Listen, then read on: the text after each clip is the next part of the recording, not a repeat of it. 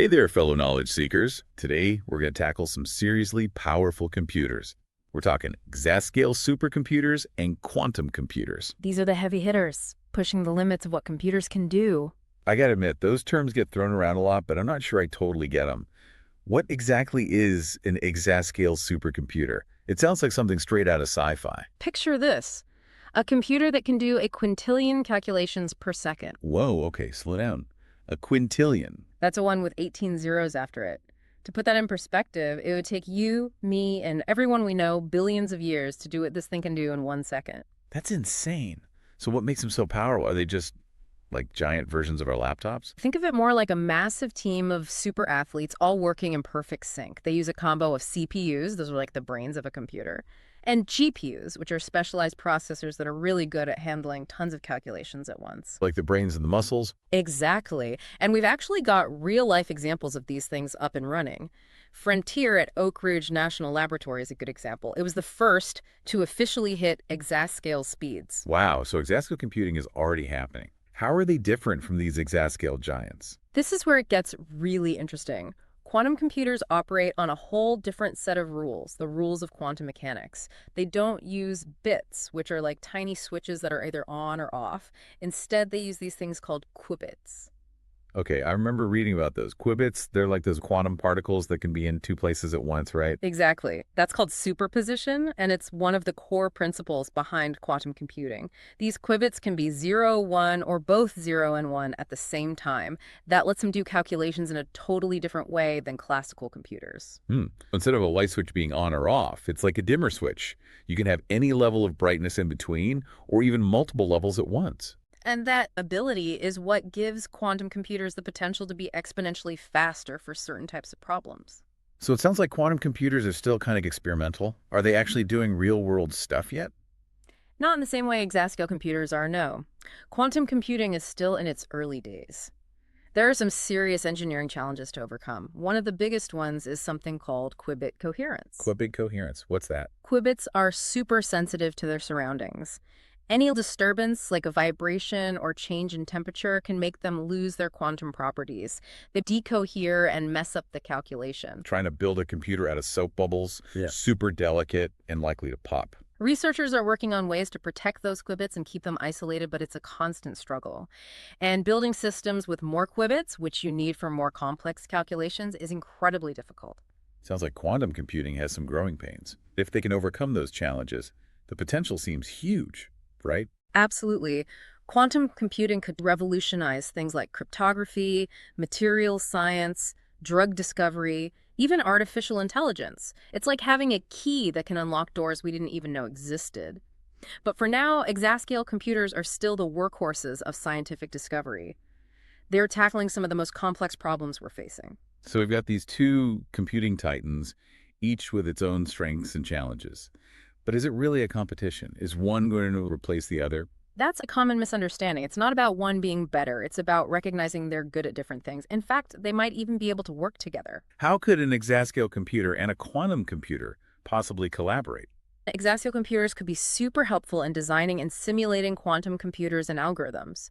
Exascale can provide the raw power needed to model and test those quantum algorithms, which could help us develop better quantum computers faster. A symbiotic relationship, each one helping the other to improve. Exactly. And it goes beyond design, too. We could potentially use quantum computers to speed up certain parts of classical computing, especially tasks that involve optimization or searching through massive amounts of data. So it's not a winner-take-all scenario, it's more like a partnership? It's about using the right tool for the job and recognizing that these technologies can complement each other. Together, they can solve some of humanity's biggest challenges. But what does it all mean for the average person? Why should someone who's not a scientist or tech expert care about exascale and quantum computing? That's a great question, and probably the most important one. These advancements could impact every single part of our lives. What kind of real-world changes could we see? Think personalized medicine tailored to your DNA, clean energy solutions that could revolutionize how we power the world, materials with properties we can't even imagine right now, and communication technologies that would make our current internet look like a dial-up modem. Are we talking about a future where diseases are eradicated, climate change is tackled, and we're communicating in ways we haven't even dreamed of? It's definitely within the realm of possibility. The potential is enormous, and while there are challenges to overcome, we're at the beginning of a computing revolution. This could reshape our world in profound ways. It's a pretty exciting time to be alive. It really feels like we're on the verge of something big. Let's start with exascale computers. What's going on under the hood of these massive machines? Okay, imagine this. You walk into a warehouse, it's the size of a football field, and it's filled with row after row of servers, all humming away in perfect sync. So it's not just one giant computer, but thousands of smaller ones all linked together. Exactly. To hit those insane speeds, they combine CPUs and GPUs. CPUs and GPUs sound kind of familiar. They're the same types of processors that are in our laptops and gaming consoles. The CPU, or central processing unit, is like the brain of the computer. It handles all the main instructions and calculations. The GPU, or graphics processing unit, was originally designed for processing images and graphics. But they're also amazing at the kind of parallel processing that's needed for scientific simulations. It's like harnessing the power of thousands of supercharged gaming PCs all working together. But building and running these systems is not without its challenges. Power consumption is a big one. These things can eat up electricity like crazy, and all that processing power creates a ton of heat. So they need their own power plants and cooling systems. Engineers are constantly working on ways to make these systems more energy efficient and manage all that heat. Okay, that gives us a little peek into how Exascale computers work. How do you even begin to build a machine that uses quantum mechanics? It seems so out there. It's a whole different ballgame. Remember those concepts we talked about earlier, like superposition and entanglement? Refresh my memory. What were those again? Superposition is the ability of a qubit to be in multiple states at the same time. Like that dimmer switch analogy we used before, it can be set to any level of brightness or even multiple levels at once. Entanglement is even weirder. It's like connecting two dimmer switches together so that when you change one, the other one instantly changes too, no matter how far apart they are. Whoa, that sounds like magic. That's what makes quantum computing so powerful. By entangling qubits, you can create these complex, interconnected systems that can explore tons of possibilities all at the same time. If it's so powerful, why aren't we all using quantum computers already? What's the catch? The biggest hurdle is still qubit coherence. Qubits are even more fragile. Any tiny disturbance can make them lose their quantum properties and essentially decohere, which ruins the computation. So it's like trying to build a computer out of snowflakes. Beautiful, but way too delicate. Researchers are trying to find ways to isolate and protect those qubits, but it's a constant battle. Another big challenge is scalability. Building systems with more qubits, which you need for those more complex calculations, is really hard. So it sounds like quantum computing still has a ways to go, but if they can figure it out, the potential seems huge. Quantum computing could change everything: cryptography, material science, drug discovery, you name it. Imagine designing new materials with properties we can't even dream of right now. Give me an example. Materials that are super strong but incredibly lightweight, or materials that can conduct electricity with zero resistance. That could lead to breakthroughs in energy storage, transportation, construction, all sorts of things. We're talking about a whole new era of material science. We are. Think about personalized medicine on a whole new level. Quantum computers could analyze your entire genome and create treatments that are specifically tailored to your genes. Potentially curing diseases that are incurable today. Quantum computing could lead to huge advances in artificial intelligence. Machines that can learn and solve problems in ways we can barely imagine. It could revolutionize cryptography, creating unbreakable encryption methods that would completely change cybersecurity. The possibilities are pretty much endless. This is incredible stuff. It feels like we're on the verge of a technological revolution, like something out of a sci-fi movie. This revolution has the potential to change every aspect of our lives. What are some of the downsides or risks we should be thinking about as these technologies become more powerful? That's an important question.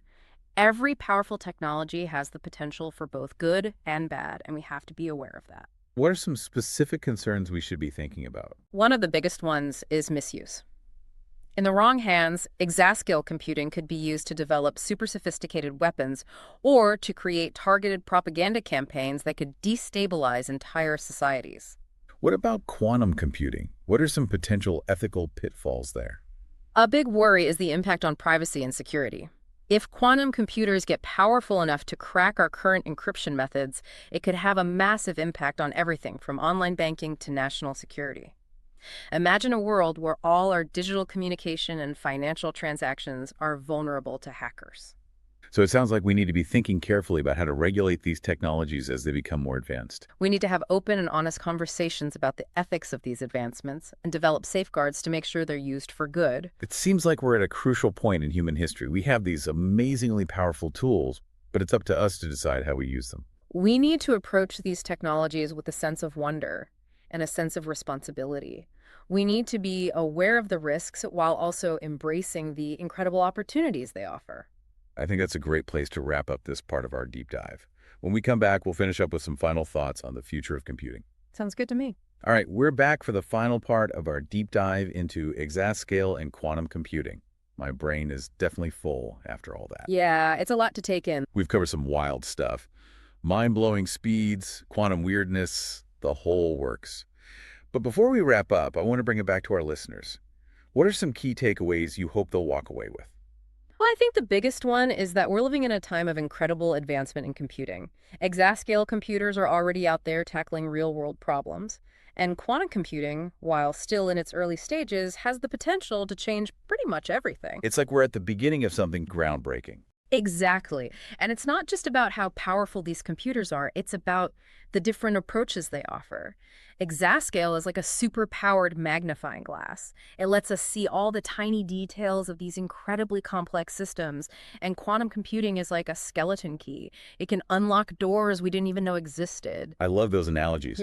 And what's really fascinating is how exascale and quantum computing can work together, like a dynamic duo, pushing the boundaries of what's possible. It's a true partnership where each technology benefits from the other. Exascale computers can help us design and test those quantum algorithms, which could lead to even more powerful quantum computers down the line. And quantum computers, in turn, could make certain parts of classical computing even faster and more efficient. So it's not about one replacing the other, it's about collaboration. Precisely. Of course, with all this amazing potential comes a lot of responsibility, right? What are some of the ethical considerations we need to keep in mind as these technologies keep developing? That's such an important point. We can't forget that any powerful technology can be misused. We need to be really careful about things like privacy, security, and even the development of autonomous weapons. Those are serious concerns. We need to have open and honest conversations about the ethical implications of these advancements. We need to make sure they're used for good, not for harm. So it's like we're holding the keys to this incredible engine, and we need to be really thoughtful about where we steer it.